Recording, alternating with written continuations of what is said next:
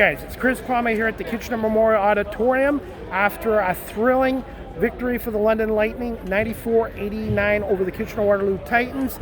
London wins the best-of-5 series 3-1, and for the second straight year, the London Lightning are playing in the NBLC finals against the Windsor Express starting next week. And I have a guest tonight. He is the play-by-play Titans on NBLC TV, Ian Joudrey. Ian, what are your thoughts on this series against the London Lightning? Well, I mean, I think it was a lot closer than some people expected. I mean, the first two games in London, they did what they needed to. They really dominated on home court. They played outstanding defense. They had one of the best defensive seasons statistically in NBL Canada history. They really suffocated the Titans, made them work.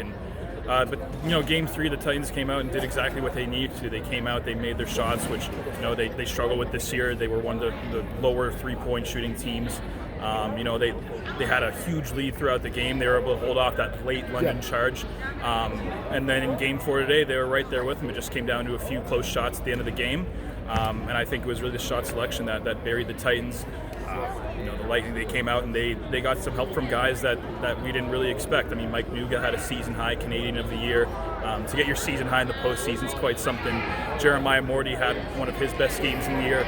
Guys that usually you see step like Terry Thomas, he didn't play a ton today. So, when you show that you can get contribution from guys like that, I think it just further cements that this Lightning team is one of the deepest teams that we've ever seen in this league. What did you thought of the Titan fans here tonight? I thought they were outstanding, especially in that fourth quarter. They got really into it, and I really think basketball will do well here long term. Absolutely. I mean, you could definitely feel the emotion in the building. I feel like I definitely felt that emotion with every shot that Mike Poole took. You could tell that the big guys for the Titans, they were really feeling it the last couple minutes. They were feeding off that energy.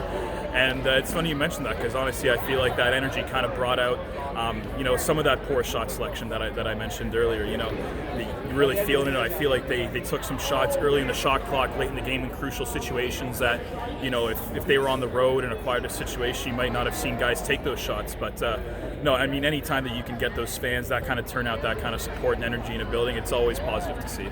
Tremendous series, and Joel Kenrick really stepped up his game tonight, I thought, for the Titans. Absolutely. I mean, you could tell he was definitely frustrated compared to what he had last year. Obviously, a career year last year, MVP, most improved player.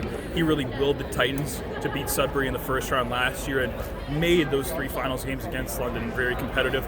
He had one of his best games this season, had a season high in points. After a tough start to the series for him, he didn't perform as well as he wanted to in the first 3 games, so he'll be sure to tell you that. But for him to come out, I think he was one of the big reasons that the Titans were in this game, and it was competitive down in the final couple minutes. And finally, it's going to be the London Lightning, the defending champs, going against Bill Jones and the Windsor Express, who shocked the Sudbury 5 today in Game 5 at Sudbury. Quick thoughts on that series between Windsor and London, which will start, I believe, sometime this week at Budweiser Gardens. Yeah, I mean, it's pretty funny how those things work out, where Bill Jones and Doug Plum, no coach has 3 rings, and one of them will, in a couple weeks' time. Bill's put in the work for a long time. He's really built a great organization down there in Windsor. They set a great foundation, won back-to-back titles, years ago, and it's crazy that they haven't been back since, but it's just been because of the monsters in the Central Division. London every year, St. John's Edge played in the Central Division one year. It'll be real exciting, and to see some guys like Billy White, who have dominated this league. They've won championships with multiple teams. He finally gets to crack at it with Windsor. I talked to him earlier this year, and he's just so determined and puts in so much work. He'll be ready to go for what should be a very exciting series. It's hard to pick a side, especially with Windsor coming off such an emotional roller coaster, having beaten Sudbury, who I thought was the best team in the league this year. Boy, did they ever prove me wrong, because London has come out, and I think that they have the momentum going into this one. Okay, and for fans who are watching this and can't get down to Windsor or London, where can they watch the games on live stream TV? Make sure to check out NBLC TV. I know John Urban will have all the games from you from London, and Windsor, and Aaron Sanders will have you set from the WFCU Center in Windsor. Well, again, I want to say, Ian, thank you so much. I thought you did a tremendous job calling the games this year for the Titans on NBLC TV, and I really appreciate you doing this. And Great. Hopefully we'll see you for Season 7 of KW Titans basketball next season. Thank you so much, Ian. Thanks, Chris.